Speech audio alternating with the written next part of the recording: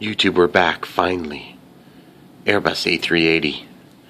Beautiful scale details. They're stacking up to a pretty cool plane here. I'm really happy with it. Sorry guys, I get home from work and then I reply to emails and YouTube comments, and 2.5 hours later I get to work. Anyway, today was exacerbated because I had to do some math again to figure out the main gear door and start the process of figuring out the nose gear, which is what we're going to do in this video. So stick around. By the way, these are strakes. I already knew that, I just didn't say it, and I should have said it, meaning I knew it in my head, I just didn't know I knew it. I knew the terminology, I just didn't know what they did. And so I watched Captain Joe. Captain Joe is awesome. I really like his channel. And someday, when I have 500,000 subscribers, I will remember that these are called strakes. So, when we get there, it'll be a good day. But for tonight, we're just going to look at some pictures and make some things that are useless that will probably be crashed in a heap of rubble at some point. Preferably not this week, though. So what we're going to do is we're going to do that right now, and I'll show you the exact process, and you guys can follow along at home if you want. Okay, so step one is we've got these nose gear doors that are actually quite simple. We'll come back to those because I got more measurements done on the mains. Okay, so you've got the approximate shape here. Take a picture, simplify it down, find another picture, confirm your theory. There is kind of this strange shape on the real ones. That's because they're avoiding some infrastructure on the bottom of the wing. So I found this picture. Had a good nice square image of the shape, and so what I did was I did my scaling like I always do. 62 millimeters is here to here.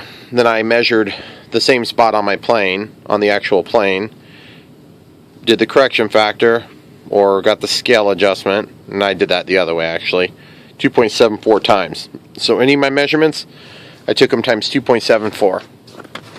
So then I came up with a super close-up picture. I opened it in paint. I drew my line to help me as a reference mark, so I know if I'm looking at this one or if I'm looking at this one, okay? Because I'm going to actually cut these out here in a minute. I realized I can't print it large enough to meet my criteria, so I ended up scaling it so that they were separated onto 4 different pages. And you can see here, this is what I went to next. I had 2.5 inch margins. That's how I adjust the size because it's super quick. And then I ended up with these, and they end up exactly 47 millimeters compared to 54 millimeters, which is the actual size that we need that's going to go on the airplane. So now we confirm right after we cut them out. And this is literally the exact way that I do it, guys. It's just not very fun to film me in front of the computer waffling. So you're not going to get videos about that, except for occasionally. Like when we were working on the Cameo the other night. Okay, so all I have to do is now cut this out. Now this is going to be the size of the full front door, even though clearly seen in the picture we have an overlap. Now all I did is I just mirrored these, so I have both sides, right? Okay, so that's the shape of the main door. So now we'll come over here and we'll just juxtapose those two. So the only thing that got screwed up in that was just this sharp edge, okay? So we'll probably just go ahead and... Oh, we didn't screw up the sharp edge, did we? Yeah, there is a sharp edge. It's right here. See? There's our sharp edge, guys. So I'm going to actually make an orientation mark on here because that will be easy to screw up. You see how I did that, guys? I just about screwed it up.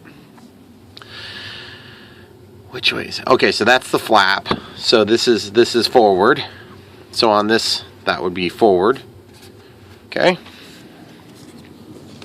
Let's go check the size.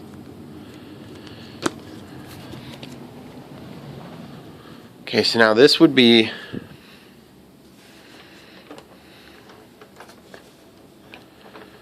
normally mounted. I took this lid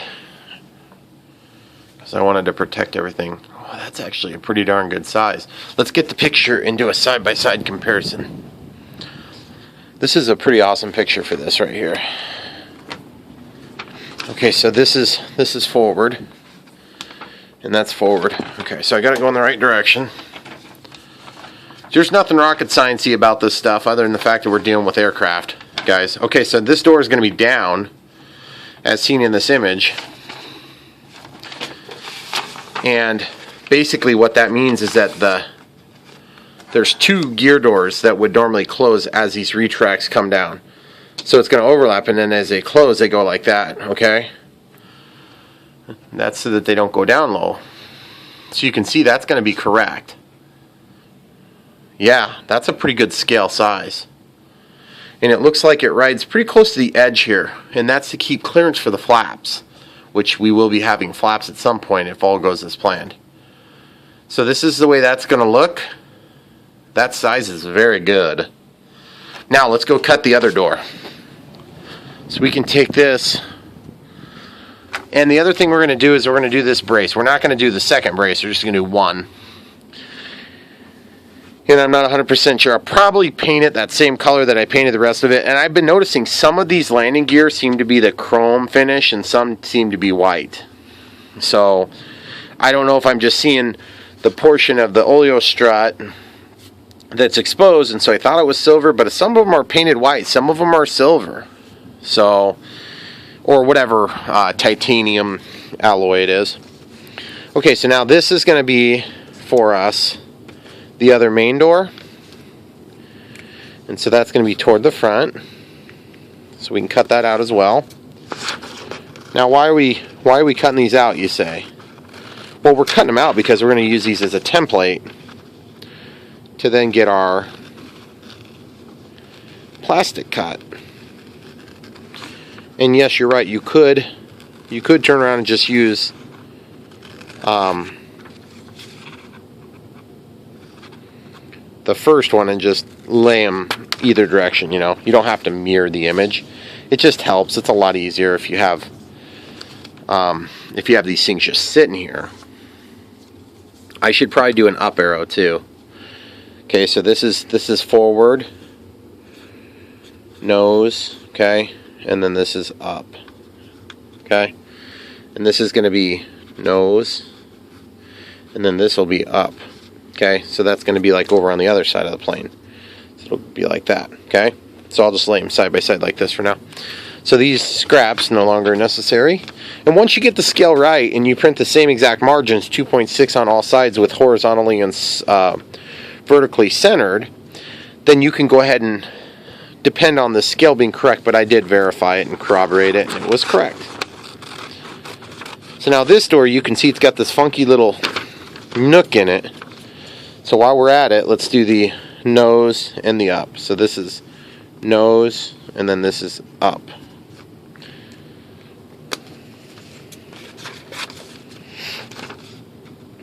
And that's all there is to it, guys. You just do that. Next thing you know, you'll be cutting something else out of plastic. You're going to have a very detailed scale detail that you can add. Okay, so this one's going to go with this one.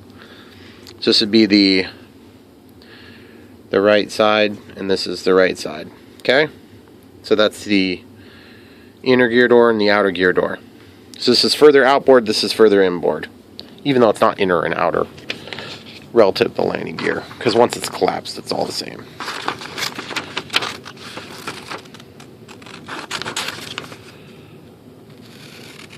This one's actually a little easier to cut out because of the shadow. Makes it easier to see what I'm cutting. So guys, this stuff, a lot of these details are not real hard once you get the right information in front of you. But one thing you'll learn when you start doing your research, if you're trying to do your research on this, is that there's a lot of conflicting information out there. You'll do a search, and the next thing you know, you're looking at the wrong airplane. And you gotta at least have a freaking clue to know what's going on. And I'm no expert.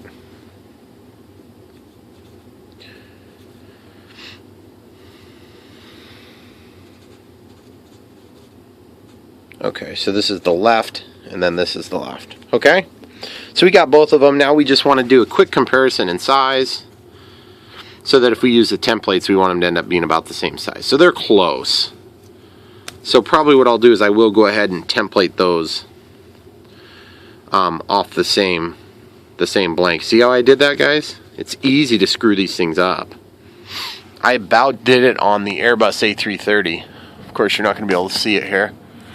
On this Airbus A330, when I did this gear door. Those ones, of course, work. They have the same thing on the Airbus A330 300, where there's two doors like this, and I just made it into one for simplicity's sake. And there are times on these aircraft you've got to keep it simple, stupid, you know. You can see that gap is very minimal. Alright, cool. So let's go size this one up and just make sure everything looks good. I don't want to spend a bunch of time on this and then find out it looks bad, because if it's going to look bad, I'll just do nothing.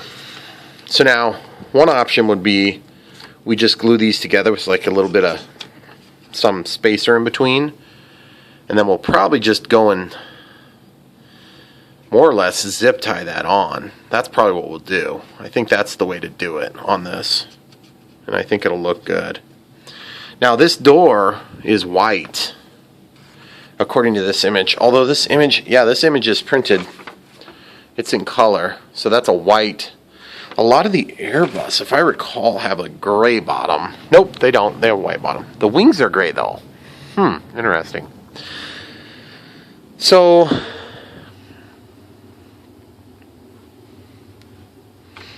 that looks white to me. Yeah, it is a white door. Okay, good. Yeah. Because it looks like there's a deviation in color here, but it might be just on the wing. Either way, these are going to end up being white, which simplifies things a lot for us, because you can get white plastic really fairly easy. Oh, by the way, all these little templates and stuff that I make, I hang on to all this crap. And then later, probably not this. I might keep just this one because it shows the correct size. But I keep all my steps, so if I need to go back and duplicate something in the event of a crash or whatever, I can go back and do that. So the right side seems to be the side that's easier to reach right now, so we'll start with that one. Okay, so sometimes I do this and I get it right on the first try, and sometimes I do it and I get it right on like the 17th try. Okay, that's a little bit aggressive, not the 17th. And I've got all this material, so it's always tough to decide what's the best choice. And you know, it's like these Wendy's cups we used the other day. I use Wendy's cups because they're white, and they work pretty good. But you can also go into a thicker material like a baby powder or something like that. But that gets pretty dang heavy. It will be very robust and strong. So I guess my take is, go with the lightest material that's going to get the job done. Now I've got a bunch of clear stuff that would work for sure, but I don't want to paint it. And let's see if this white is going to be good enough naked to sell the color. Yeah, that's pretty good actually. That's going to be fine. So I think we'll try this first. Of course, I want to get a piece that doesn't have a bunch of text on it already. And just double check we don't have a better choice. Sometimes it's easier to just paint the thing, so you can use whatever color you want, but just depends on the application. Like here's a lotion bottle. That stuff's pretty thick. So you get the idea, guys. Sort through your garbage, find the best choice, given your stack of garbage at your discretion.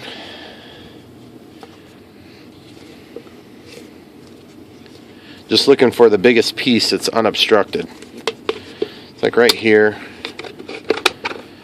We'll just go right here. We're just going to cut all the way until we get to the next print.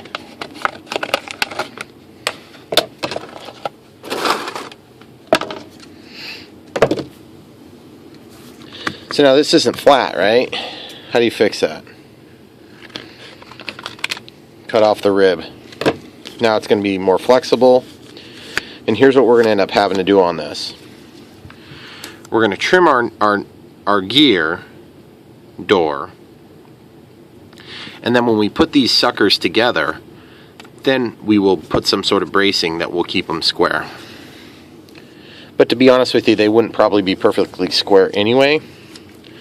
You just do whatever works. You could also heat it, but if you do heat it, you need to be careful. Let's do a test on how much heat it would take to flatten this.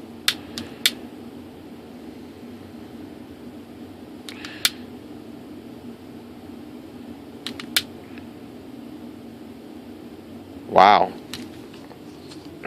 That's very surprisingly robust. Well, I know the way that they mold these cups, so I doubt that we're going to get away with dipping this in hot water. It's going to do the shrivel effect. Let's just cut it out and be done with it. Okay, so first things first, take one cut, preferably along a line so you can use that cut. And just don't worry so much about waste on this stuff, because it's literally a garbage cup, Brian. I'm talking to myself here, people. Not to you guys.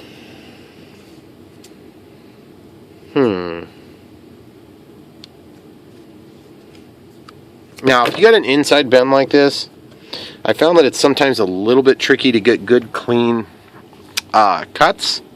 And so what I will many times do is I will grab a hole punch, and I'll come into the most central point, and I'll just cut the one hole, because you can't get scissors in there very good. And then you can cut to it. And like in that case, I missed the hole. But look how not clean it is. See? Now I can go in here and just kind of use this like little nippers. And then this, just a little bit of fine tune. Now let's go check it. This is very thin. It won't add hardly any weight, even with 4 of these doors. And that's very critical. Oh, jeez, that's so good, guys. That's so good. Now, I don't know that I'm going to paint the inside a different color, although that would be kind of tempting. Because if I painted the inside silver, but that's about where that would go. Now, I could just simplify it and just go something like this. But, I mean, it's devil's in the details, guys. If you can get the details, all the airplane fans just love it, including myself. I'm one of those people. So I don't understand about all that right here. I don't know if that's going to make the cut. Ha ha ha. Pun intended. Did you guys get it? That was a pretty good pun.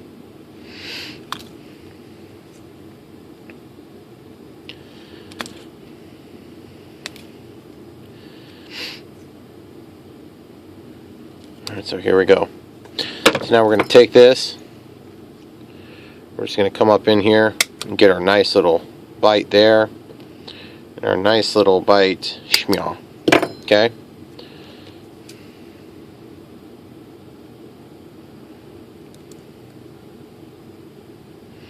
My wife actually had a cutter that was similar to this, but it would do outside edges. Boy, that thing was nice. I forget what that tool exactly was called.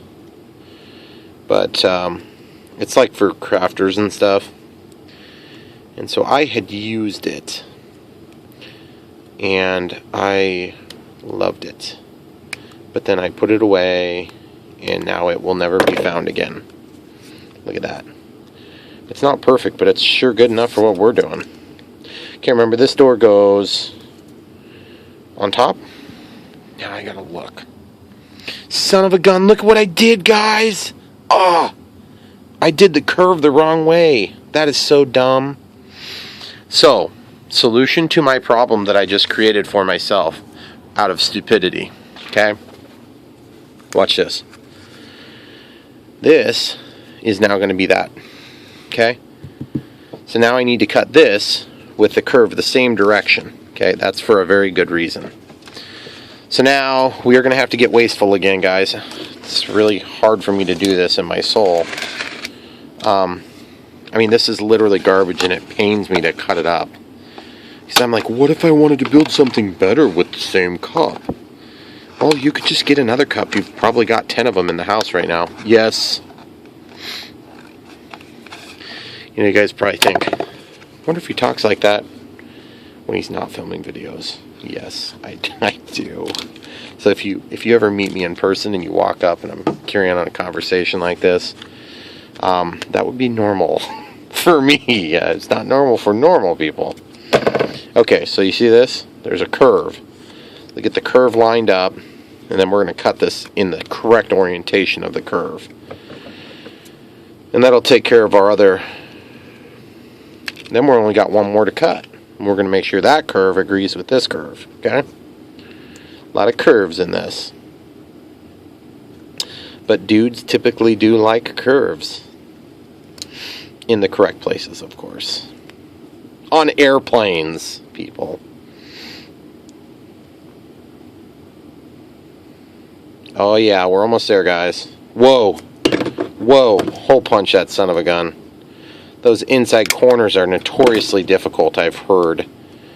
From a reputable YouTube source. I mean, after all, if you heard it on YouTube, you know it's true. It was another person just like you. Alright, here it is, guys. Yes! Alright. So, I saw something on YouTube today that was pretty exciting. I saw somebody had put retracts into an Airbus A380 many moons ago, and I kind of got a chuckle. I had to chuckle because I looked down at the comments, and you're going to wonder, I'm sure you guys have already thought it out loud while you're watching this video, and I wonder who made the comment on the video other than yours truly. It was me. And you'll want to know how many replies I got to that comment. That would be a big fat 0. Guys, if you run a YouTube channel, do yourself and do me and every other person that uses YouTube a favor. For God's sake, reply to a comment once every 75 years. Okay? That's my rant for the day. You don't have to sit there and write a book like I do. I know that's kind of a weird. But goodness sakes, you can sit there and reply to a comment once a week or something. You don't even have to reply to the really annoying ones like I do. But I mean, there's a certain amount of satisfaction in that. I had one of those today. It was a fun conversation.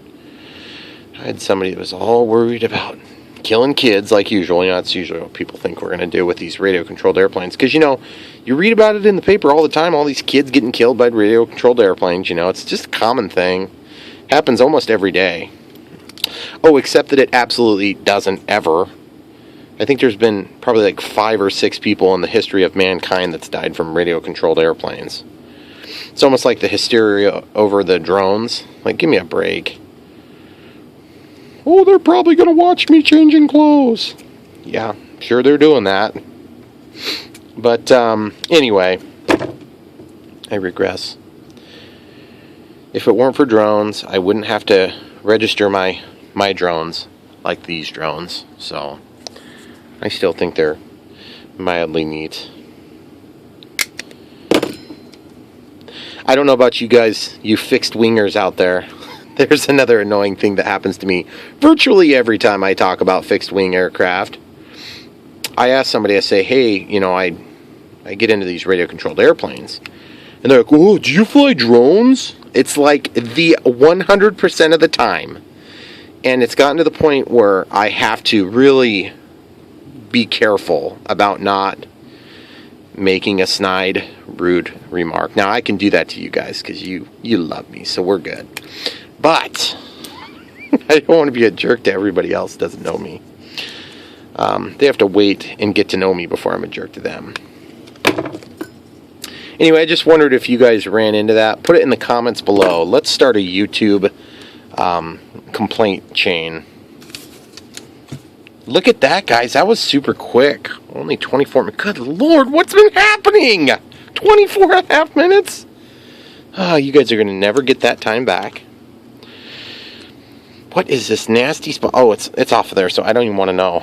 Okay, great. So we've got our gear door ready to be now attached between each other.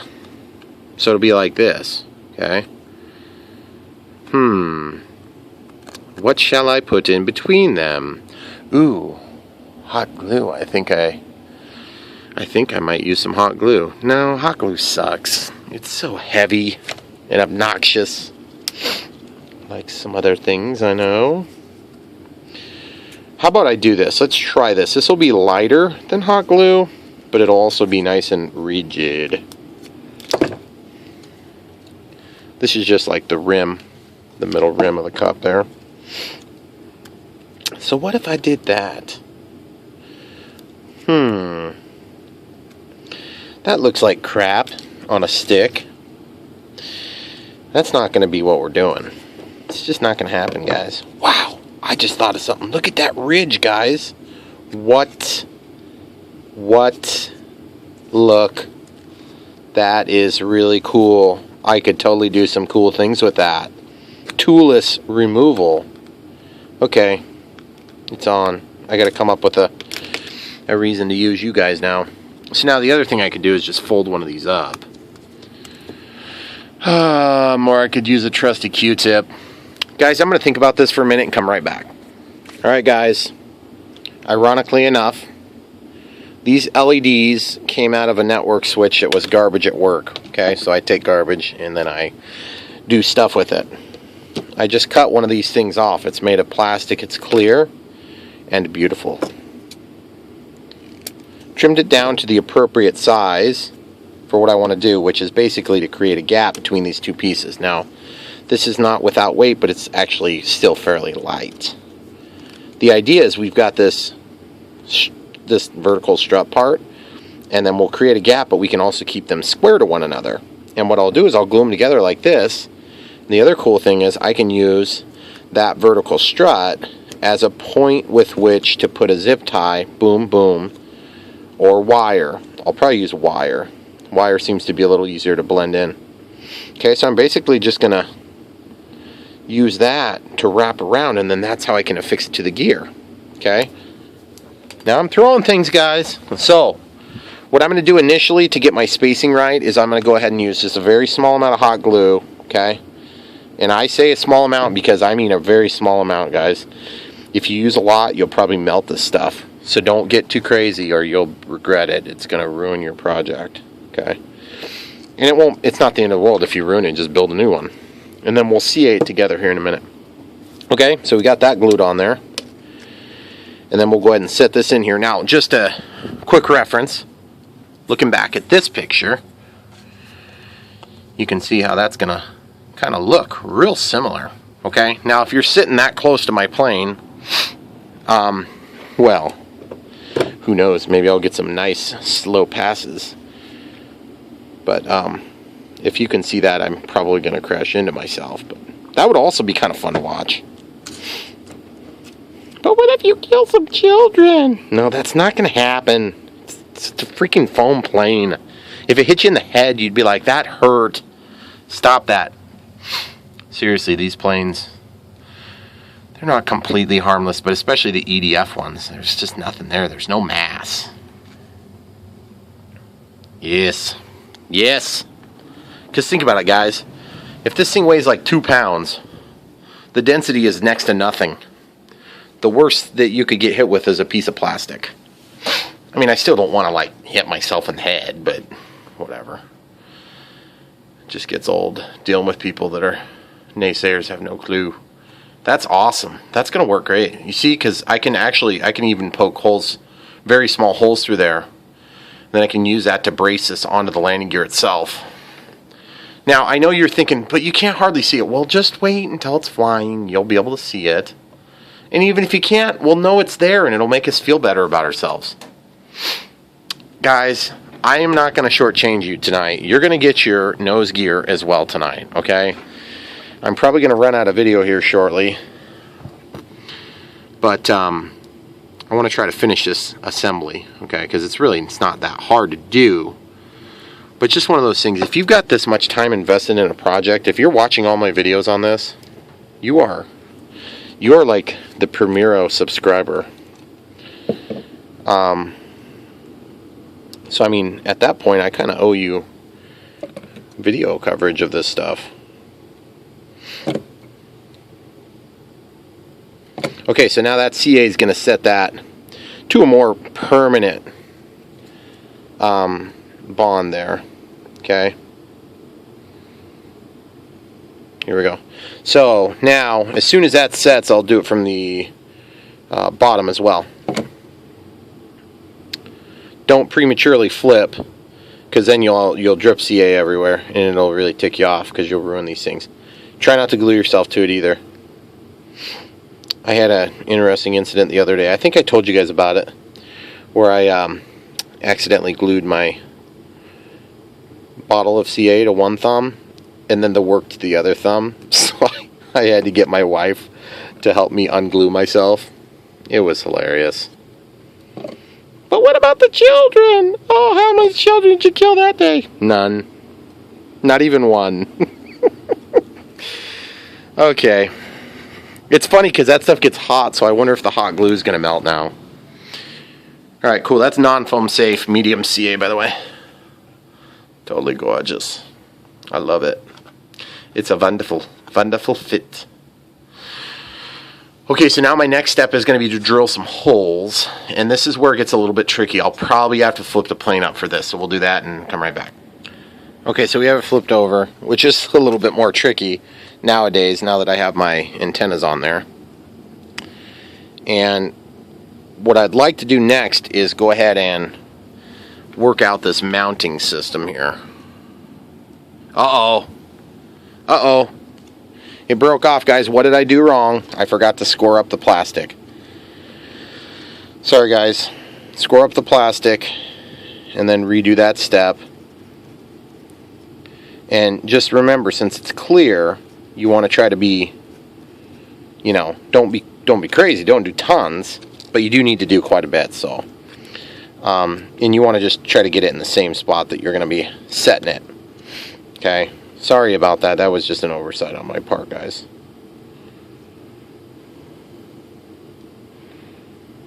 Okay, and then I can't tell if I need kicker yet or not.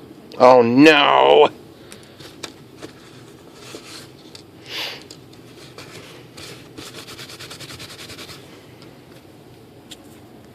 Okay, so you got three options when you do that, when you get CA all over this stuff. Option one, do nothing. That's a very good option. In my case, I don't want to have all this texture and nastiness on there, so I'm going to try using acetone. It's very likely going to remove the CA, but it may also chemically react with the plastic. So you just kind of have to be ready to realize that there could be some side effects that you don't want. The other thing is it will probably take any satin, it'll make any shininess more of a satin finish, but that might actually be a good thing in our case. But as you can see, it's degluing it. As that stuff sets up again, though, you're just gonna be right back to it. So just rotate and use a clean Q-tip or paper towel or whatever it is you're using to get the product on there. Okay, and you'll actually be surprised. You can actually get this to brand new looking within mere moments. Okay, I know it seems weird that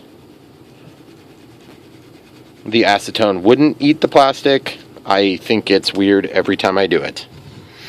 And yet it doesn't. It doesn't eat the plastic. It's not thinner. If you use thinner, this thing would be gone now. It would literally be cease to exist. But look at that. I'm trying to get you guys a light to where you can actually see it. Yeah, so it's good now. Awesome, great. So what's the most important part of making a mistake, everybody?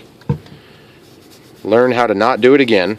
And then secondly, it's figuring out how to fix your screw up. And I do a lot of them, so I'm really good at stuff like this.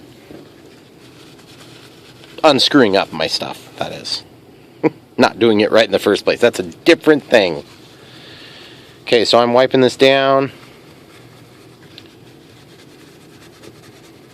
I'm just going to get that stuff off of there, the glue that had been. Now I'm going to leave the glue on there just because I don't have any reason to unglue that side. The thickness is fine. Gosh, I wish I could get this so that you guys could see it better. The autofocus is phenomenal on this phone, guys. Yes, finally. As you can see, it's good. So, alright, I'm going to go ahead and score up this side as well. Remember, deep scores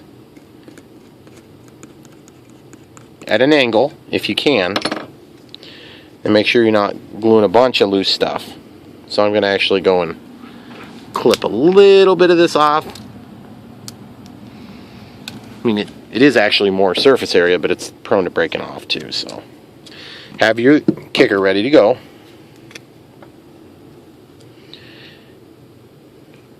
Apply a pretty liberal amount of that. Get kicker onto the other side if you can.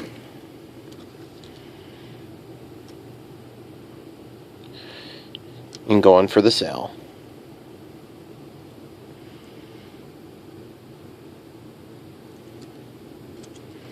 Okay. Did I get that right, guys? It just seems like I'm missing something now.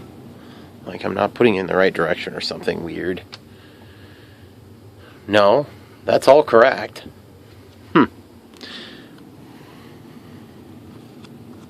now this one goes over there, though.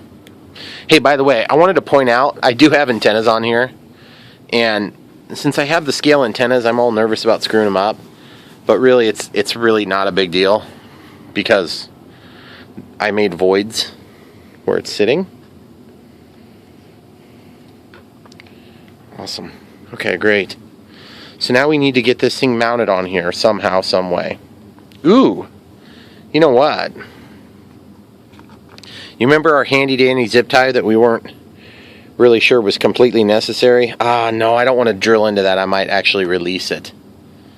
But what I was thinking about doing was, this needs to favor forward so that when the flaps are being operated, they don't get in the way, okay? But I'm thinking what I'm going to do is I'll just come in here with a couple of small holes. But in the meantime, I want to get a little bit more kicker and CA, since we had to redo this glue.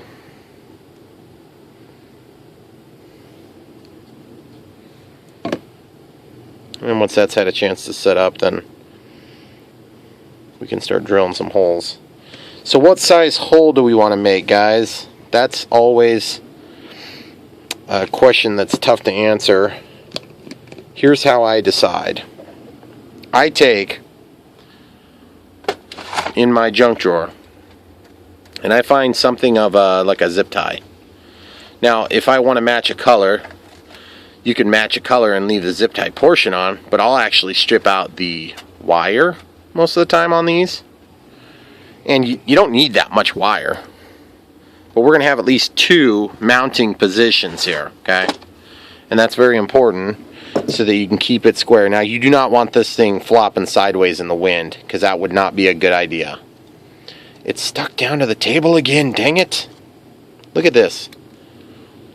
Why does it keep doing that?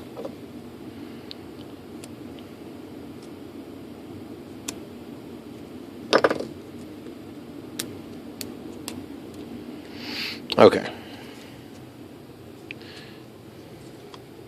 I'm going back in for more glue here. You guys gotta love these super simple projects I do for you. Super simple, no details.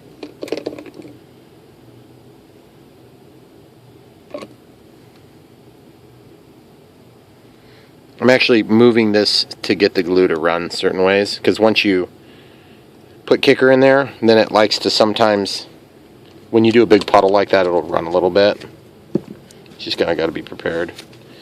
And here it is, I let it down again. Where am I going to put this thing? I'll put it on metal, it won't stick to that. Okay, so what you got to do is take that thing off, and then you got a wire, okay? And it's very thin, it's very easy to bend, and that'll help you to determine how big or small the drill bit you want to use. In my case, it'll be pretty small. I got these metric drill bits here, and they're good for the small stuff because you can get more of those middle sizes. I suppose if it were a standard kit, they would also have middle sizes, but I just don't know that for a fact. So I can go through a couple of times there at least. Oh! This drill bit actually might fit in this chuck. See, the chuck doesn't close all the way? Bad idea, Bosch. Make it close all the way. I want to use small bits. It does close enough to do this one at least, thank goodness. Okay? So now what we have to do is make a final determination on position. And then we'll drill our first... Oh, for God's sake. Probably should have scored that too, guys. See, I scored that side, I just didn't score this side. Wait! Those aren't even glued together! Jeez! Look, this one's glued together. Although I probably should score that side too.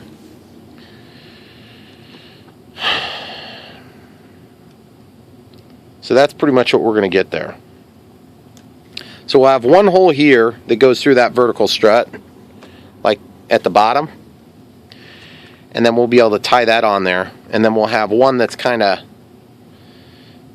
up here. Now you'll notice I'm not going to tie it to the gear, just in case I need to pull the gear off for some stupid reason.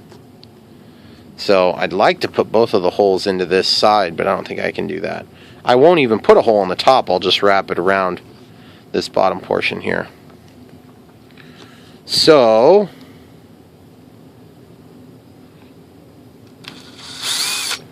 I got a mark on there.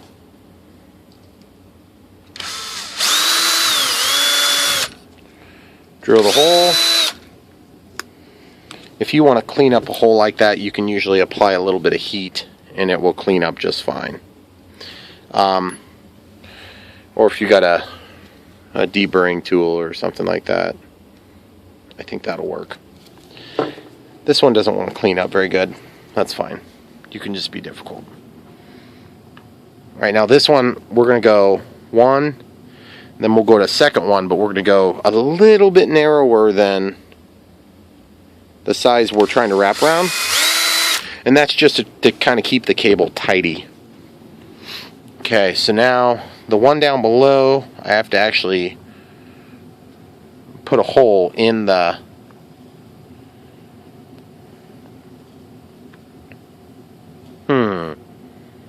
I'm just noticing something. I probably should have had those holes a little bit further apart.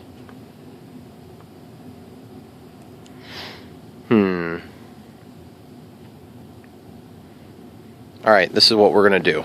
It's going to be hard with the nacelle here, and I don't want to hit this canoe, so I'm going to take this drill bit and release it and put it out as far as I could possibly put it out, okay? And then I'm going to get up in here and see if I can get that angle. Nope. Okay, alternative plan. The alternative plan is very easy as well, and it will work effectively.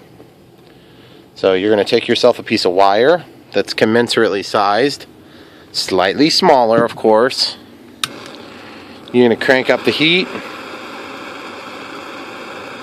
Get that thing hot like it's and then poke it through. There you have it, guys. Simple as that.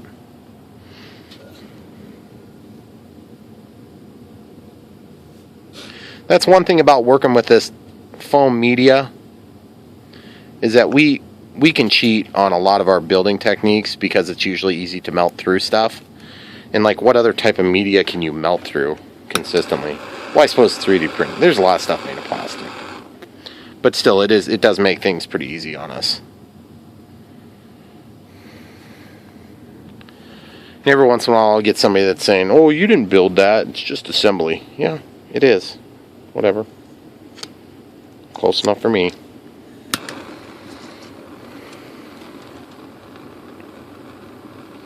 I don't know about you guys, but I've actually done a little bit of balsa wood building from scratch, and it is a lot of work. It's been years. I don't do it now. I don't have enough time for it. And you're watching this video series thinking, yes, you do. You should see what it's like when I have unlimited freedom to do whatever. I just sit there and spin my wheels.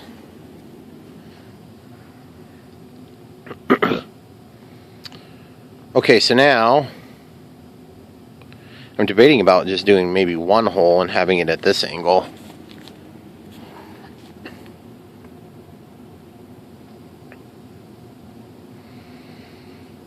You see what I'm talking about, where I put those holes? I almost think I need to maybe put in a third hole.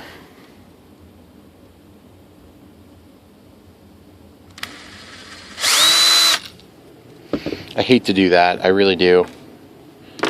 Okay, sharp X-Acto knife, we're going to try this. Didn't really work very good. Same crap.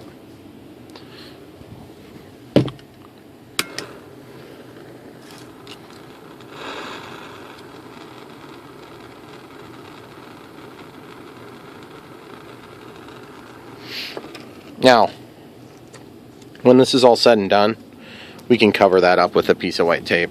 It'd be no big deal. The middle hole, that is. Okay, so that middle hole, now we need 2 holes down here.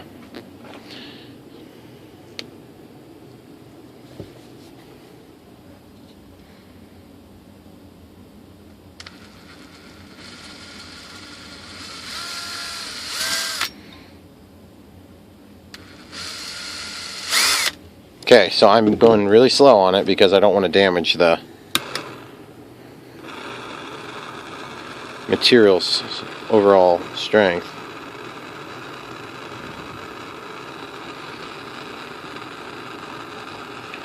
The melting idea actually works pretty good on this, so that might be what you guys just want to do instead of the drill.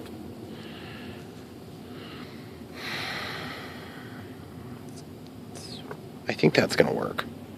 Okay, so now what I do is I take my little wire, and I might double or triple it up. In this case, I'm going to just double it up, probably.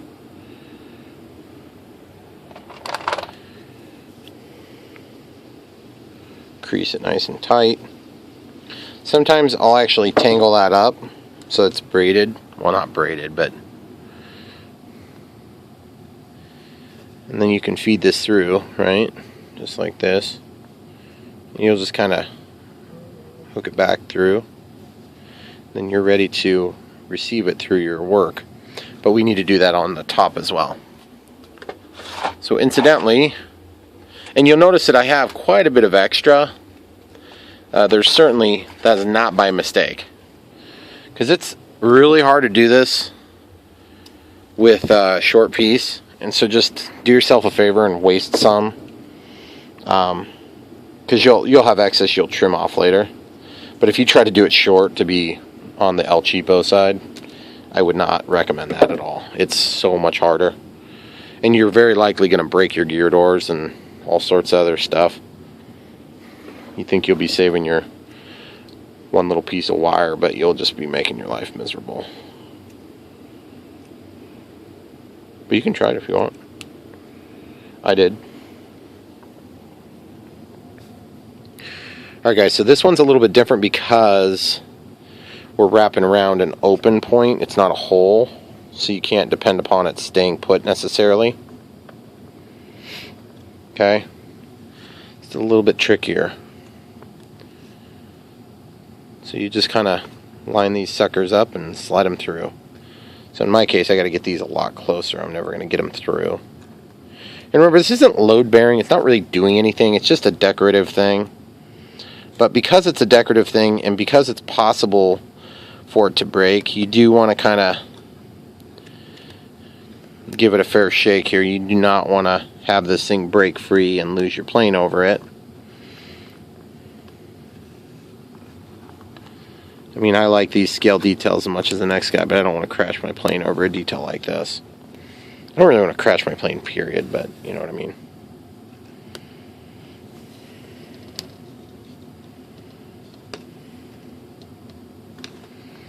Okay, you see what I'm talking about? Trying to go El Cheapo there. I'm not even going to have enough to get here, am I? That's annoying.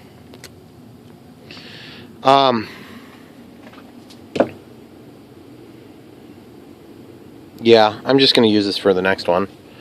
I'll grab a little bit more of it. These are just like phenomenally long twisty ties. I can't remember where I got those. Surely they were... Oh, dang it, there wasn't wire in the end. So that piece isn't quite long enough. They must have been on a piece of furniture or something we bought, because they're like crazy long. So we need to go another inch or so.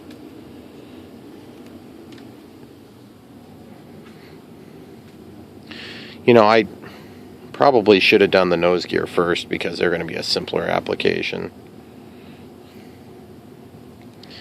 But to be honest, I just, in terms of the impact on the overall performance of the airliner, the sell of the look of it, you know, I think that all the landing gear doors are very critical to helping to make that appearance, that scale appearance, really come to life. I mean, the landing gear are such a critical part of an airplane, and to me, it's like I almost enjoy watching the landing gear about as much as... Well, that's not true. I shouldn't say that. I really like watching a lot of the parts of the airplane work. But the landing gear in particular are really cool. Especially on a plane like this. You guys should almost... I don't remember how many hundreds of thousands of pounds these things are. I'll have to look it up again, but it's amazing the amount of weight these things have on them. Now, you see what's going to happen? We're going to have our ugly knot on the outside if we do it this way. Now what we need to do is we basically can go the other way. Okay? And I'm glad I caught that, because I don't always catch that. So what I'm going to do is, now that I have one side kind of holding, you could have also done this from the beginning this way, I suppose. I'm just going to wrap it like this, and then my knot goes on the inside then.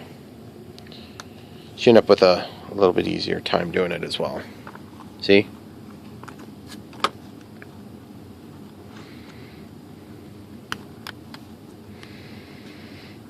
Okay, now usually once you get your first hook, then you can just grab it with the pliers and rotate it in. Okay, make sure you get all 4 of those wires, and then just very carefully work your way around. This is the time when you're going to be in a hurry, and you'll scrape along the side of your beautifully painted stuff, and you're going to kick yourself and say, why did I rush it?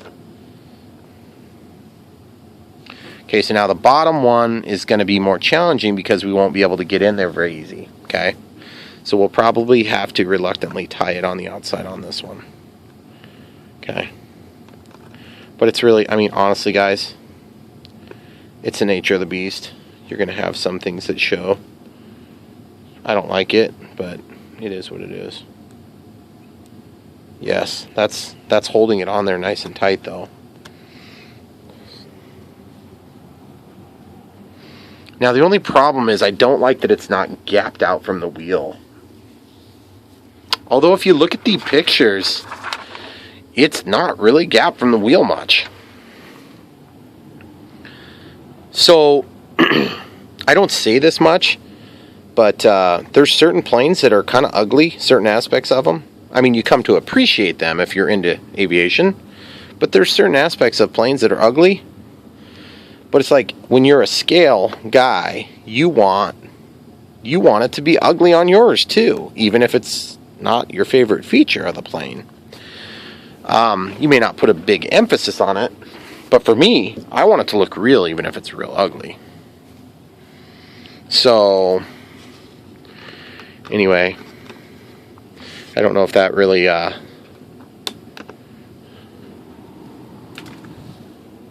works for any of you guys, but for me that's totally true. Okay, so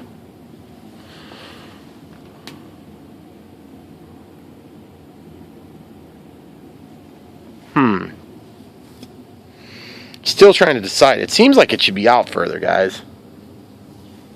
It really does. Now I kind of wish that zip tie was pointed this way.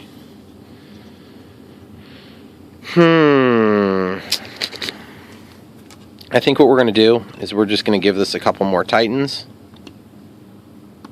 And I mean, we're only going to end up pulling it around like 3 or 4 times total. And that thing's on there really tight. Okay? And that's kind of what you want. You don't want this thing to get turned sideways and create like an air brake.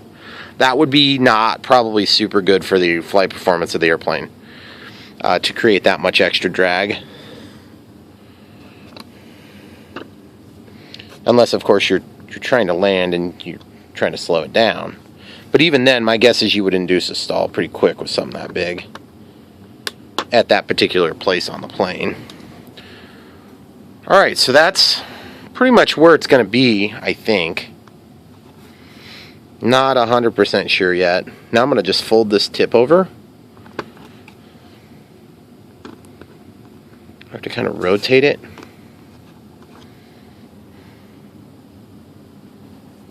I don't know, guys. It looks cool. I'm a little bit not excited about the way this part looks, though. I have an idea to fix it, though, to make it look better without compromising the work that we've already done. Okay.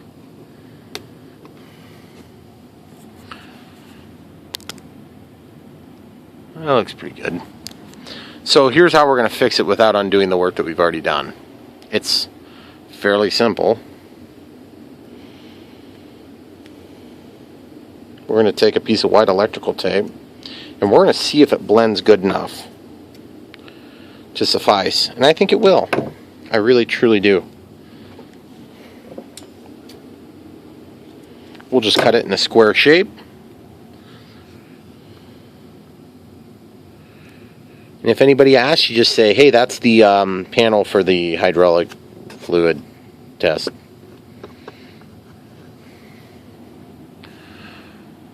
I don't know. It's probably fine. I would really like to see it like this, or at least squarely out. I'm not 100% sure if I'm going to be okay with that or not. I think I'm going to have to just call it good for now. Because the thing is, this was such an easy project. I might come back and revisit it later anyway.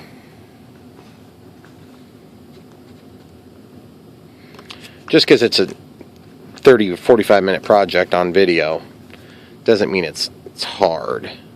It's just, it was easy to get it this good, which means if I was able to put more effort into it, I'm sure I could get an even better outcome. But I'm just struggling with, is it actually wrong? Is there anything wrong with this system? I don't know. I think it looks decent, especially from a distance. From the inside, it looks good.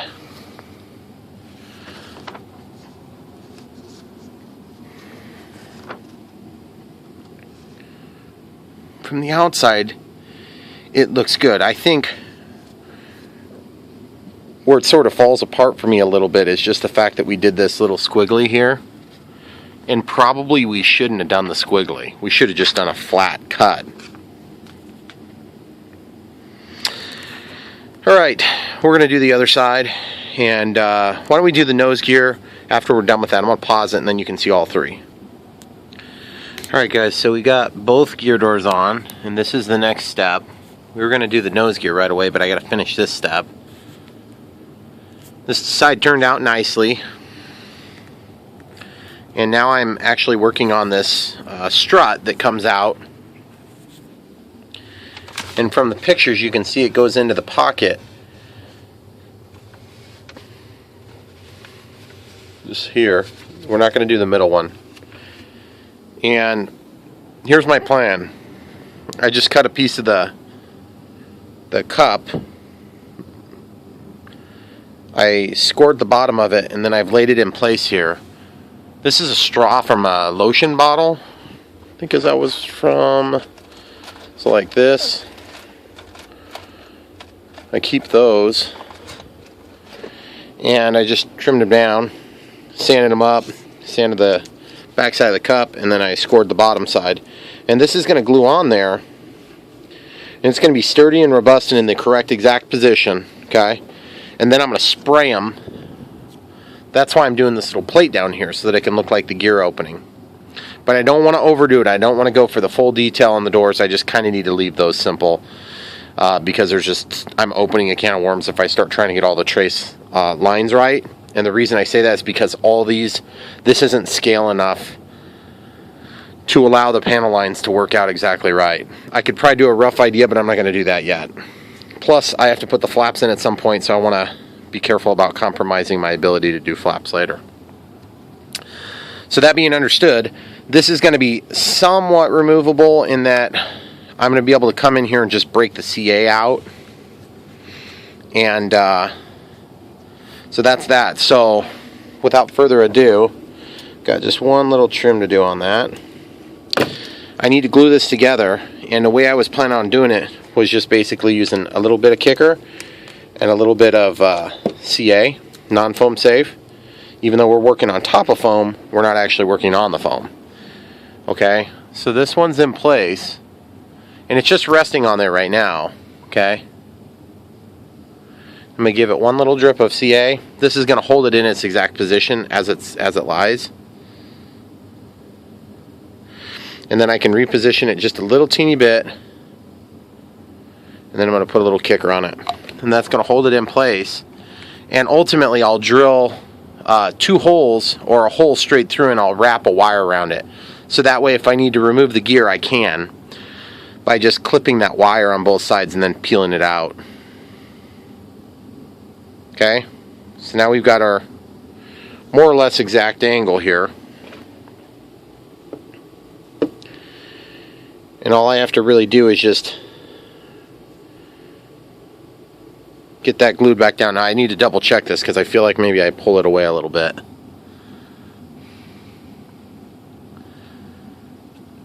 I'm sorry guys, I pulled the camera away. I think we're still going to be okay. I just need to kind of pull it back a little bit as I glue this next little bit.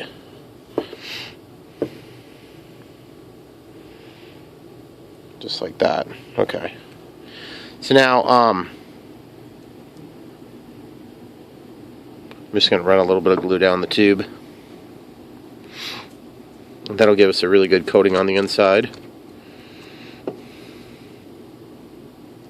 And a little bit of kicker on the side here.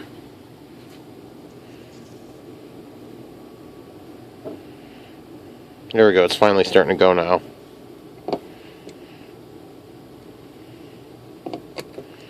A couple drips of kicker down that tube. And the objective, of course, is to just hold this steady. And then what we can do is when we're all said and done, we can just spray paint this whole thing, and then I'll just have the holes. So it's a modular assembly. Glue it with either a little bit of hot glue here, probably on the plastic first, and then drop it in, or a little bit of CA. And then if I need to, I can still rip it out of there without damaging the wing too bad. And that's my theory. Now we'll see if it works out that way. Some of these little details, guys, they will break. And I pretty much know that. I hope they don't, but it's possible they will. In fact, I'd say it's more than possible. It's kind of likely that a few of them are going to break. And I'm willing to take the consequences on if that happens, which are basically either rebuild them or just give up on that particular detail. Of course, it's a scale plane, so I want as much scale detail as I can get within reason. The stuff that looks cool, at least. Okay, so now once this has a chance to set up a little better, we'll go ahead and drill the hole so we can feed our wires through. So for now, we'll just set that aside. Probably something like this. Here, we'll stick it onto one of these tools. That'll hold that. Okay, so now we need to go do the other side and just get this temped in.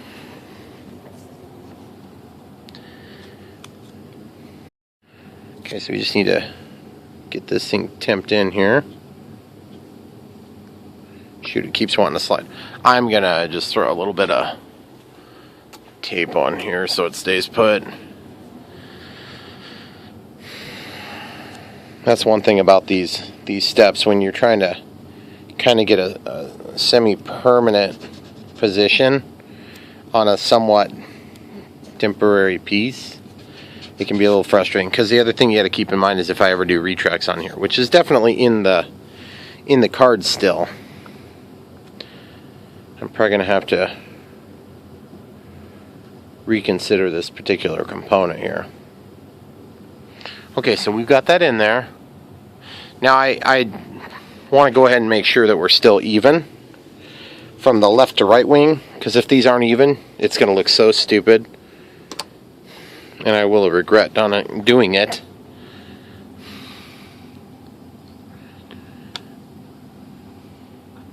Sorry, I lost view of that for a second, guys.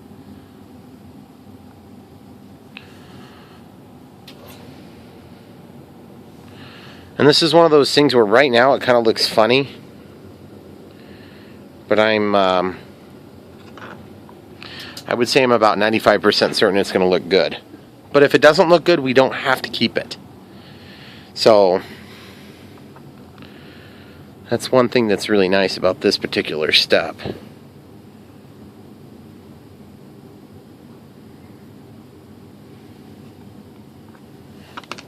Dang it.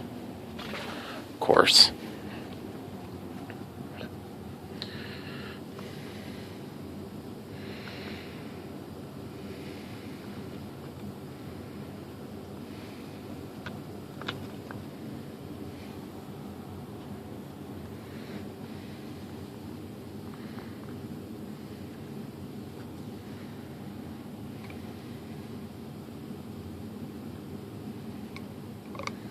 Okay, so that's more or less held in there where it needs to be. Just going to rotate just a little bit.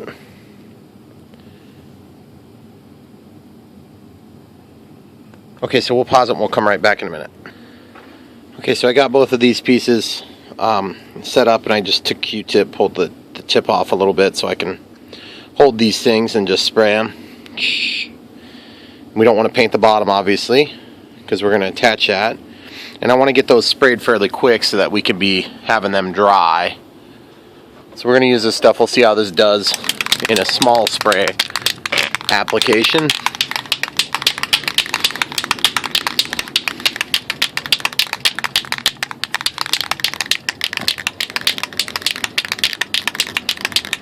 I'm just looking at, I don't think I need to paint the inside of those gear doors.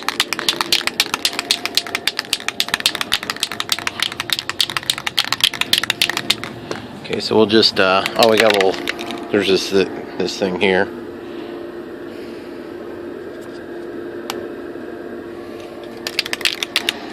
Okay, here goes nothing, guys. Just right in the garbage can. Get it started.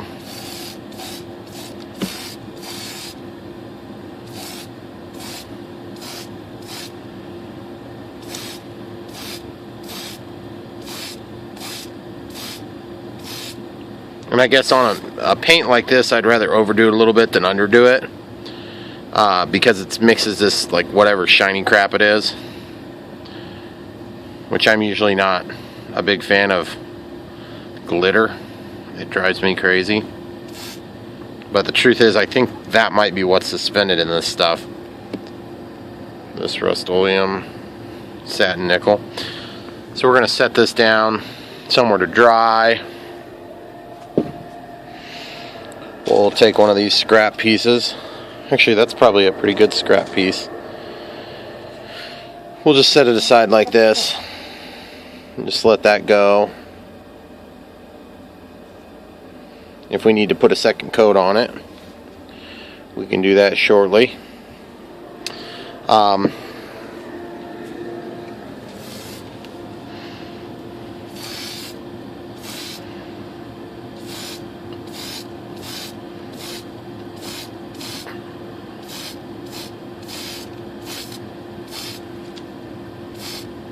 Alright, cool. So that one's done. I got that one a lot less heavy.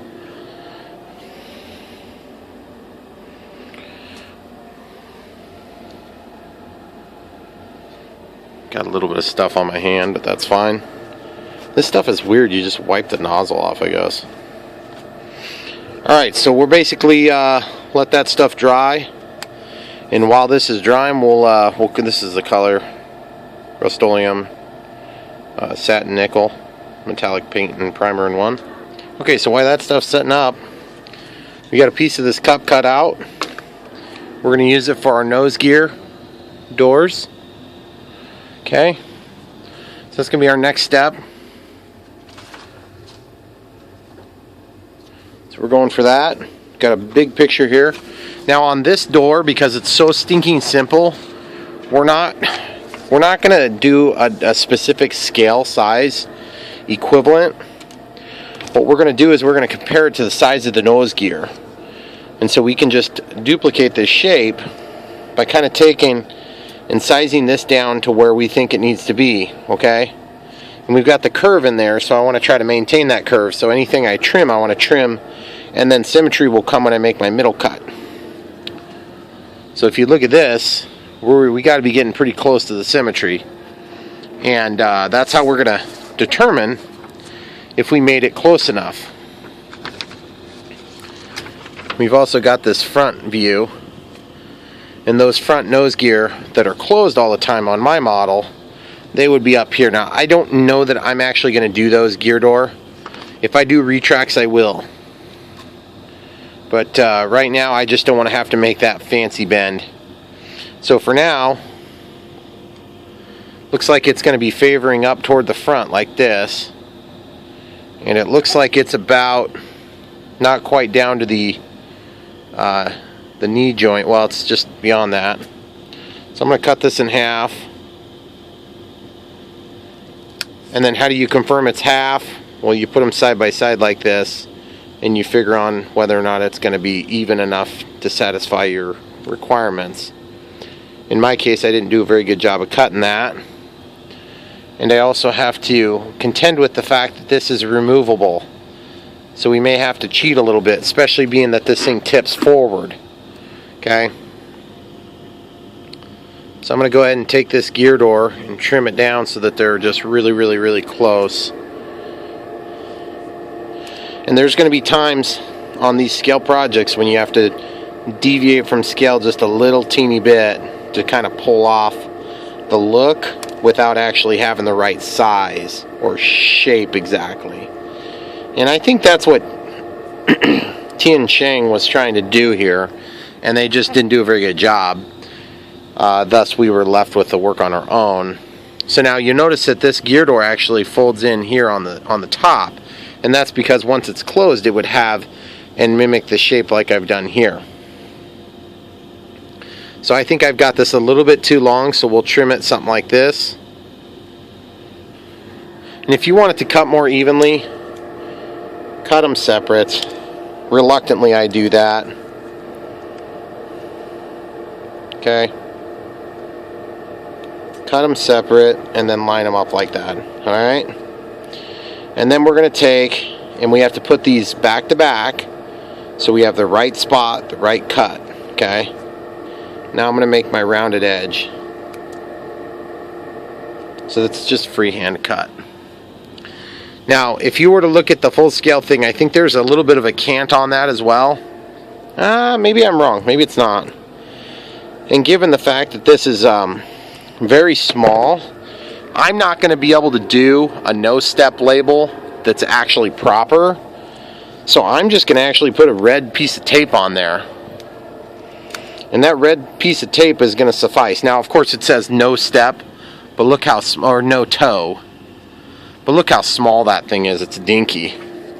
There's no way I can print something that small with our Cameo. If I could, it would end up being destroyed by the time we tried to weed it.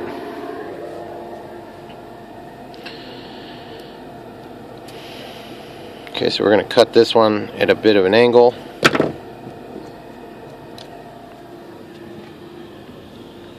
And that bit of an angle will, again, try to help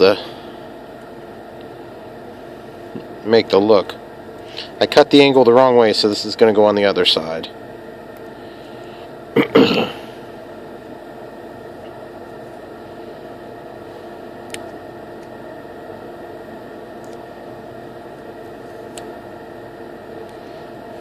Okay, so now we can trim the excess.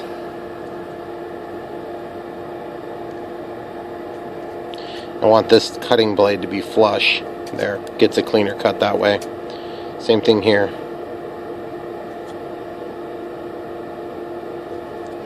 Alright, so there's our one side.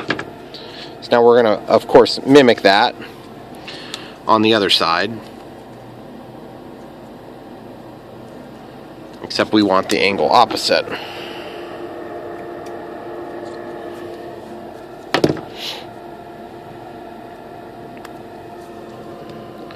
So now we'll just lay that down and just kind of get an approximate size match.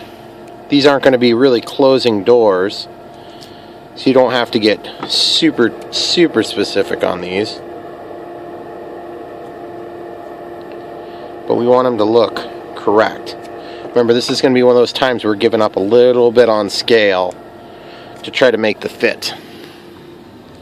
Alright, so remember, the hinge is the rounded side. So that's the side that'll be, and that's the side that'll be. So my first step is to probably go with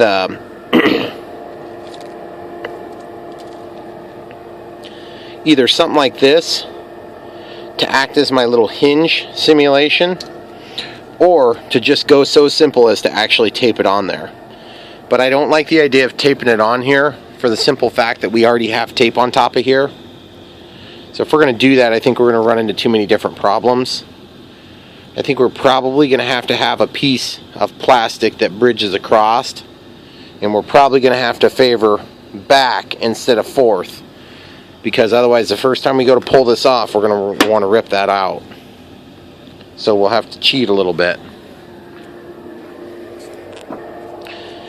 Now those letters we could probably get away with, or the numbers, or whatever direction we go with. I think probably we'll do an element like this that will reach across, and we can use that to give us the hold we need, and then it'll give us a mounting point that's central-ish. I think that's what we're going to be able to do. And we'll just temp it together with some hot glue. Only a little bit, because this stuff will melt your plastic, so don't get too crazy. Especially if it's been sitting there for a long time. Okay, so now you just want to kind of simulate how big your gear door spread would be. We'll just unplug this. This is where you're going to have your simulation. So we'll put a little bit of glue on here to hold it. And we can come over here.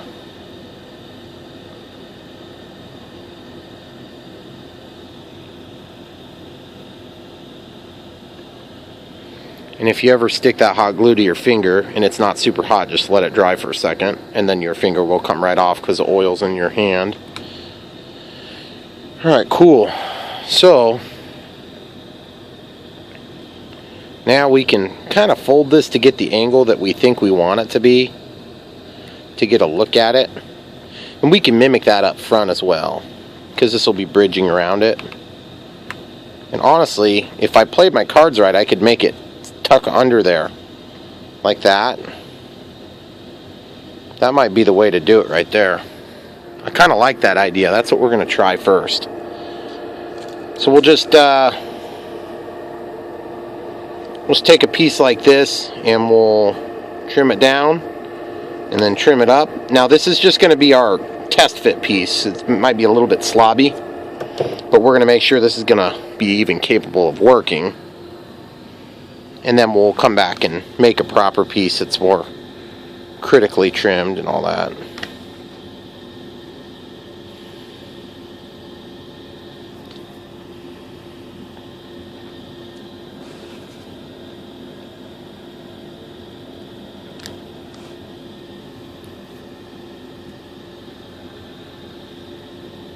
Remember, since this is hot glue, you should be able to peel all of it off. Okay?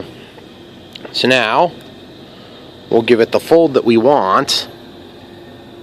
And the fold that we want should be just shy of 90 degrees. Well, actually, you can tell it's actually beyond 90 degrees from this drawing here, or from this picture here. So we'll fold it just past. And then this is Just needs to be bent in a little bit. And once it flops in there, now we've got a little bit of trimming to do to make room for the center of mass on the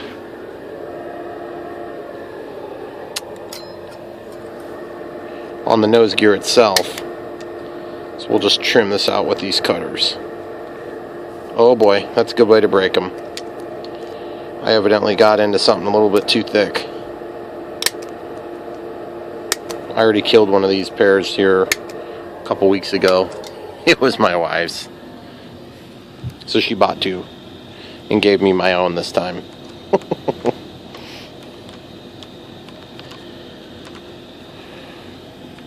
Okay, so we would need to trim a little bit more yet if we're going to do this as our permanent solution. Like I said, I mean, this is just temporary for fit. But if this is the solution we end up landing on, pun intended, get it landing, then we can go ahead and take this off and put on a clean, nice cut one.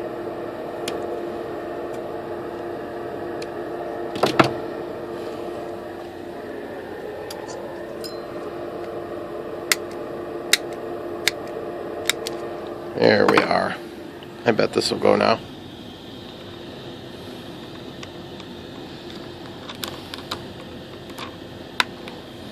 Cool. So now it's down in there. And if we played our cards right, to be honest, I could probably leave it hinged this way, and that way when you do lift this off, it doesn't interfere. However, I think that the air is going to catch it while we're flying. So if I had one more brace up here, that would resolve that. The trouble is, I have to be able to feed this whole assembly over the wheel system, over this bogie.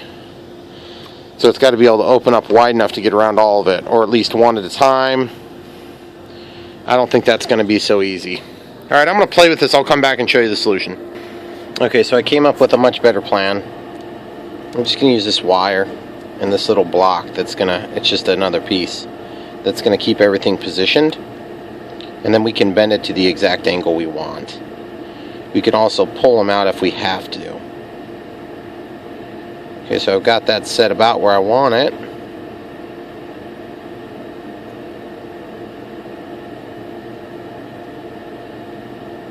Get everything centered up, and then we can go for some non-foam safe glue. We'll have the kicker on standby.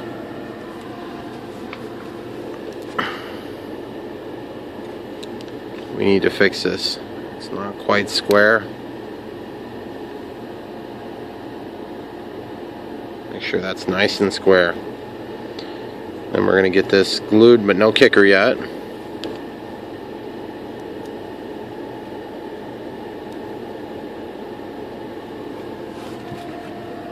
Okay. And that needs to move over just a hair.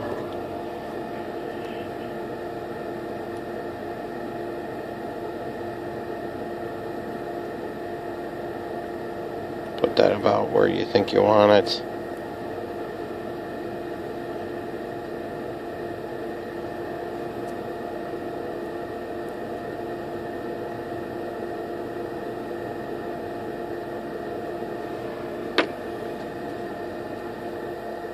Just a little bit on both sides. Some kicker for good measure to get it set up. And we can double check we're not dripping on the ends, which we're not.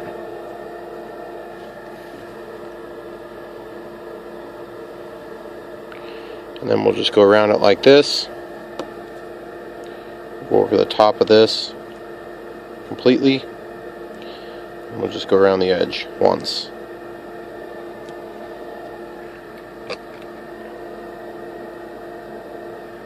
And we want some kicker on here. Just set everything up nicely and quick.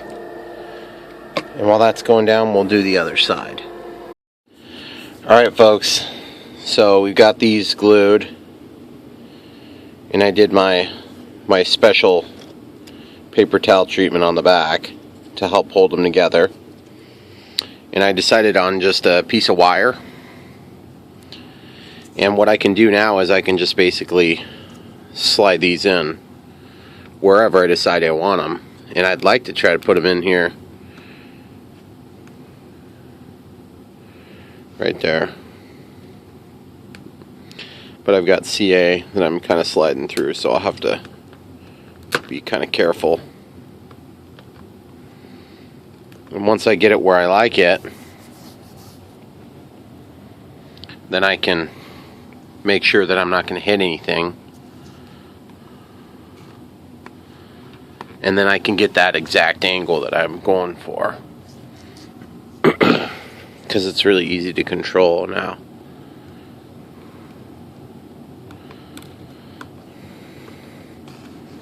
I may have to melt that little bit of CA there, because I'm having trouble kind of getting it to go straight and square.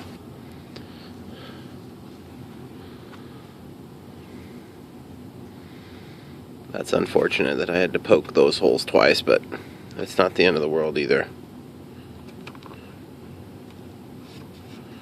Okay. So now they're pretty much where I want them. Kind of want this one up just a little bit more.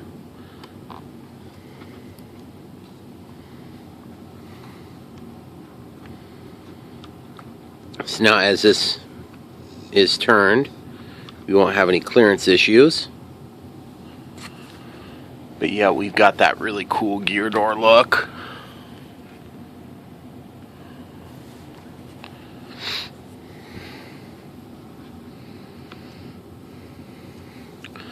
So we have that little bit of CA there that's giving me problems. So I'm going to show you how I'll fix that real quick. It's super easy.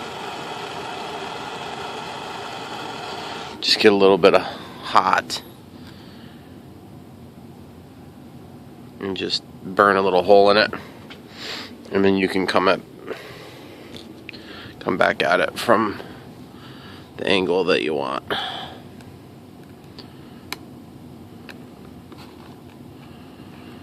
Okay, perfect. Okay, so now I've got the angle I was hoping for.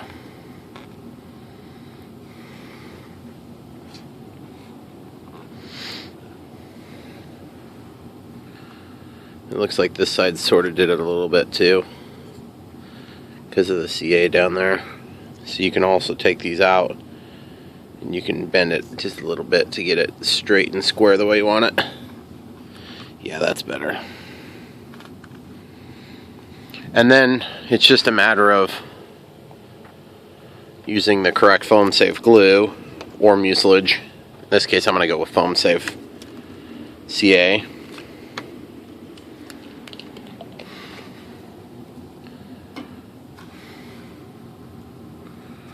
And I'm just going to do CA because if I want, I can peel it out fairly easy still. Ooh, that tip is clogged.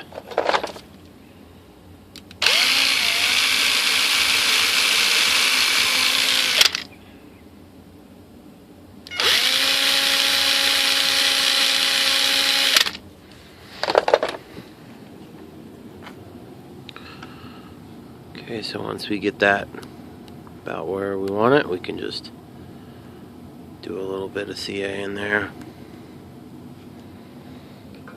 Just in those two spots is all. This will be one of those like pseudo permanent things. We can rip it out if we want. We'll just have to fill in those holes with CA or a little bit of cotton and CA.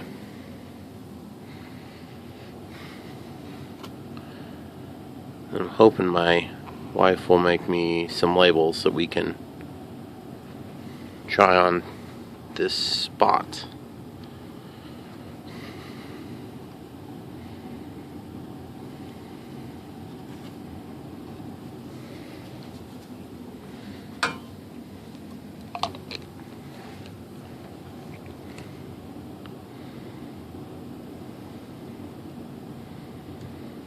Alright, so that's that.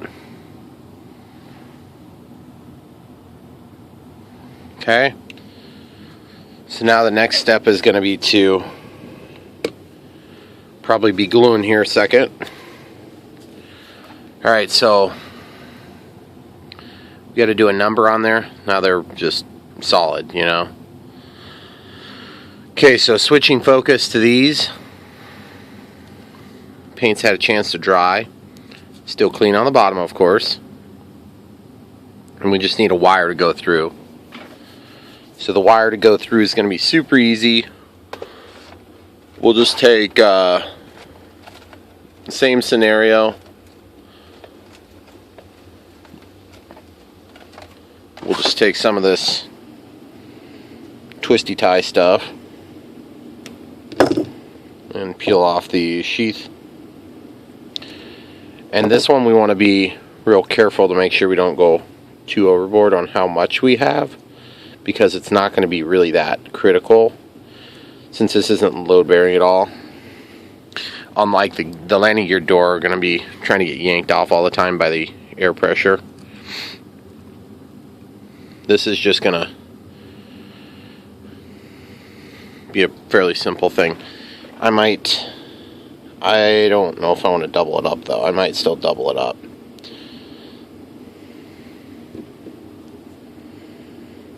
If you double it up, then that's 2 points of failure that have to happen before it lets go. So that's the only reason I kind of lean that direction. Like I said, it's not load bearing, but I don't want that thing to fall off in flight. That could cause a dangerous condition called having to refix it.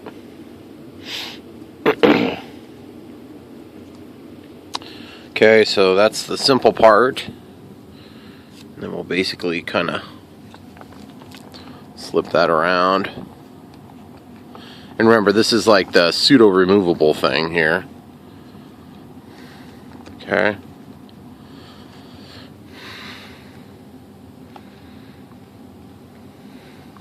So we're not actually going to glue those two together. We're going to tie them together with that, and then this is going to get glued down. Or we could double side tape it. I think I'm going to go for the CA or mucilage. Mucilage would probably be a lot stronger hold, but CA would be easier to break off. So we're going to go with CA for now. So the trick to this, of course, is going to be to get the CA on the foam.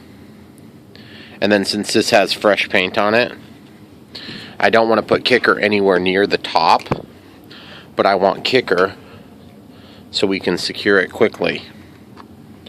Okay? So we're going to actually just come in here and kind of brush the bottom. Or, in this case, we'll probably just very carefully spray. Okay, then we'll come in here. It's awkward. This piece is awkward to get in.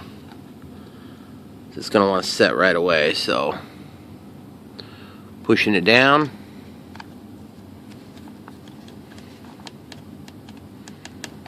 And that's that, guys. It's where it is.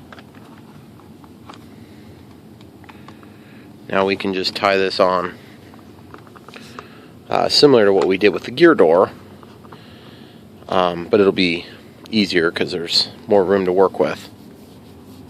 We'll do that for both sides.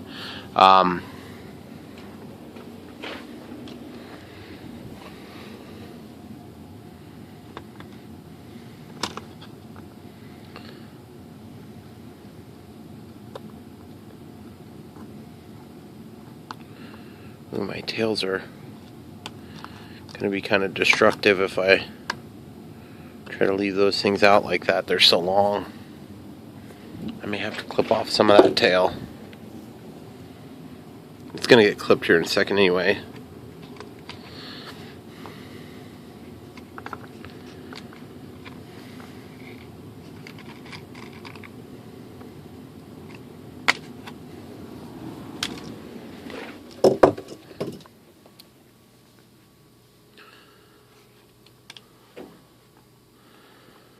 Okay, so we'll just give that a couple of twists.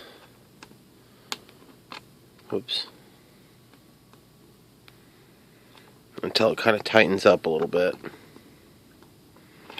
And then you have a choice. You can just wrap this whole unit around, or you can clip that again. I think I'll probably clip it and then wrap it.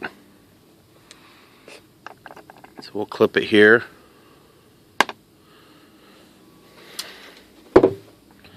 And we'll just kind of wrap it to the side here. Grab that whole unit and just kind of like fold it over on itself. Okay. Yes. Yes. So pretty. Okay, so now this could be deemed a bad call, but I'm going to do it anyway. I want this thing to not fall off or catch wind. So remember, no kicker on this.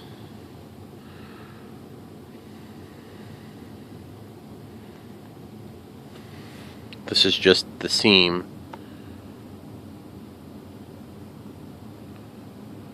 And then that will rip off if we ever do decide to take it off. And the way we're going to apply kicker on the sides is super, super easy. Really, really light coat. Just one drip. And then that kicker will work its way down. And one drip, and that's it. Okay, so that's kind of the gist of it, guys. Other than a decal, possibly, these landing gear might actually be done. Which is crazy. I was beginning to think they would never be done. Especially the nose gear. We've had lots of time on those things. But honestly, other than the fact that they're fixed gear, they're really, really, really cool. And shoot, I'm just realizing, crap, I hope I give myself enough clearance to get this off. Ooh, look at that, I did. Awesome. I thought for sure I was going to have problems. But I didn't. That's kind of crazy that goes. I'm probably going to trim those back just a hair anyway, to be on the safer side. I do not want to have a scale detail damage the plane. So I'm just going to trim this a little teeny tiny bit of angle.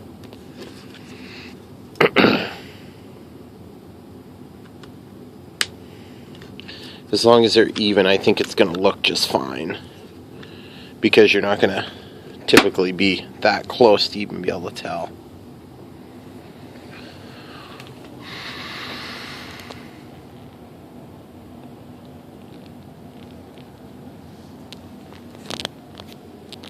Okay, we'll get the other side tied up and then flip this thing upside down, or right side up. Alright folks, there you have it.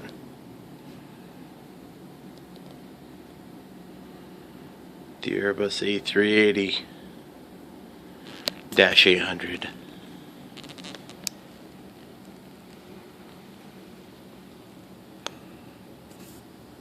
Got strakes here.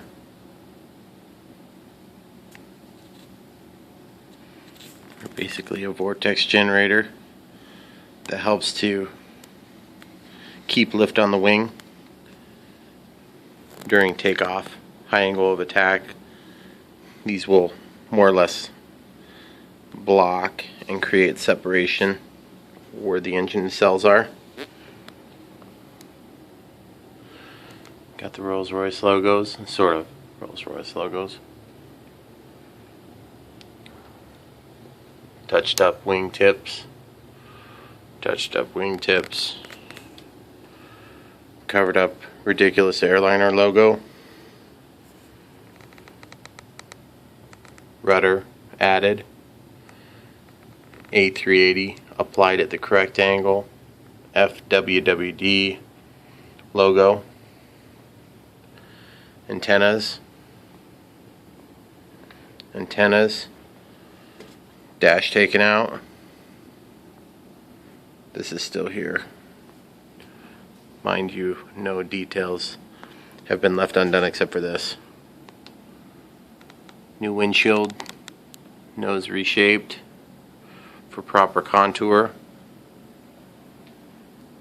Scale landing gear doors.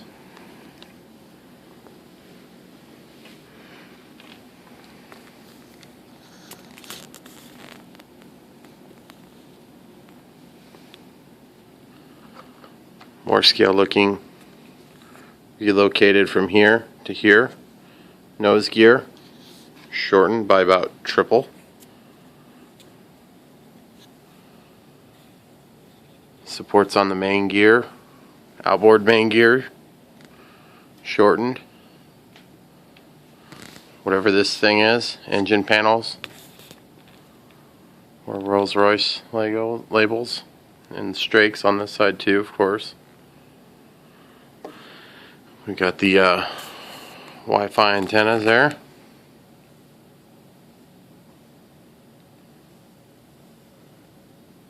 Gear door, dual gear door.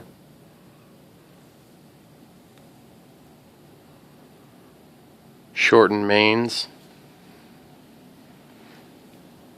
White hubcaps. A380.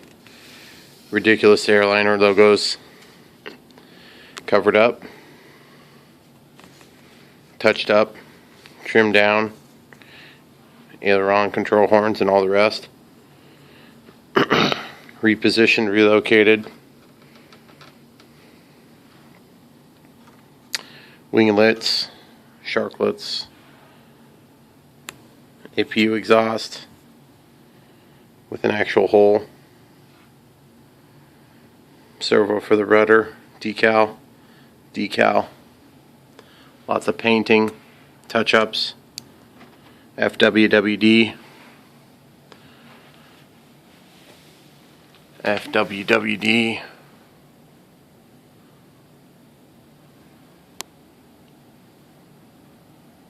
Probably the largest scale detail change on this plane has got to be the landing gear. But the most effective thing, believe it or not, was doing this window and squishing this. That's all I did. I just squished it with my thumb. See? And I just worked it down.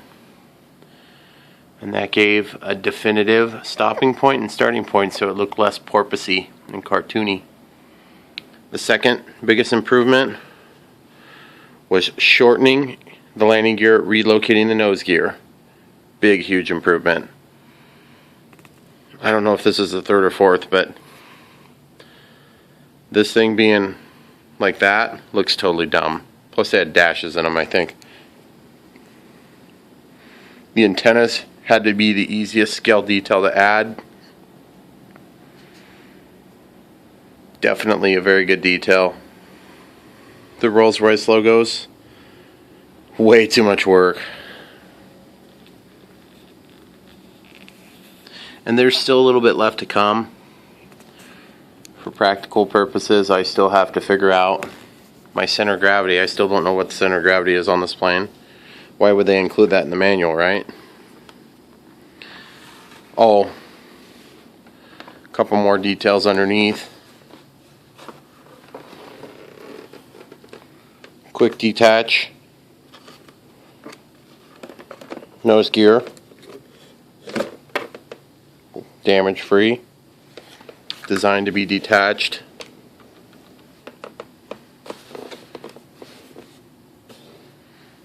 Painted panel.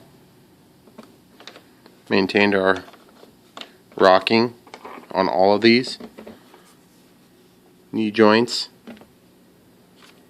Knee joint. Inside we got the wiring super tidy and neat.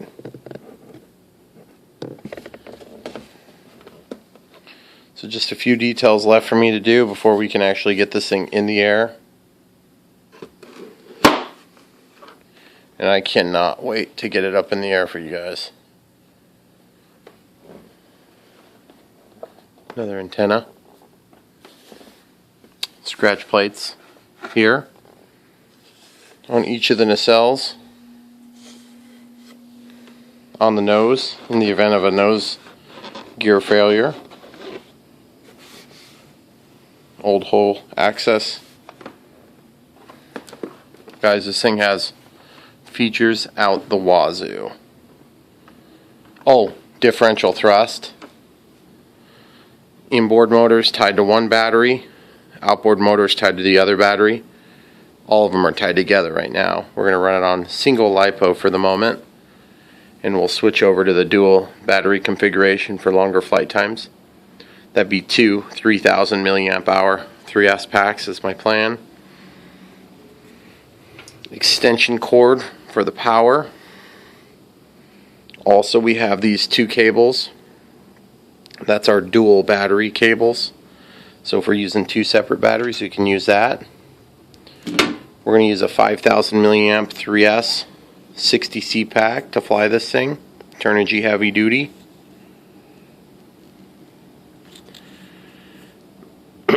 Got to make sure that thing's going to fit.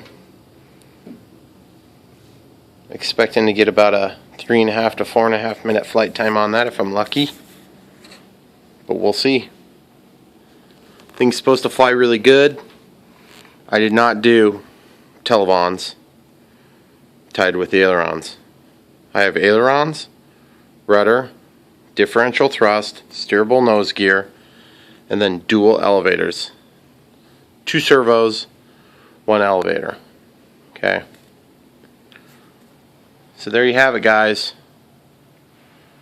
It actually looks like an Airbus A380. That was the one thing I did not think I was going to get out of this model. And it really does look good. I'm really happy with the way it turned out. 2 major details coming in the near future. Well, the maiden flight, of course. If things go well, this thing is going to have flaps, possibility of slats, leading edge slats, lights, nav lights, wing inspection lights here and here, wing end nacelle, logo lights pointed up at the tail, tail light, tail strobe, red anti-crash beacon, red anti-crash beacon, triple landing lights, nose gear lights, mounted directly above the simulated hydraulic cylinders. The triple lights here. Those are going to either dim and then turn all the way on for landing, or they're going to be off and then all the way on for landing. Same with this. Strobes on the wingtips, strobe on the tail. White, of course. It's going to be awesome, guys. It's turned out really good. I can't believe how much time it's taken. But half of it is just admiring how cool it looks. And it really does look good now. Too bad it didn't come out of the box that way. That would have been nice, right? Alright. Have a good night. Wish me luck for the weather tomorrow.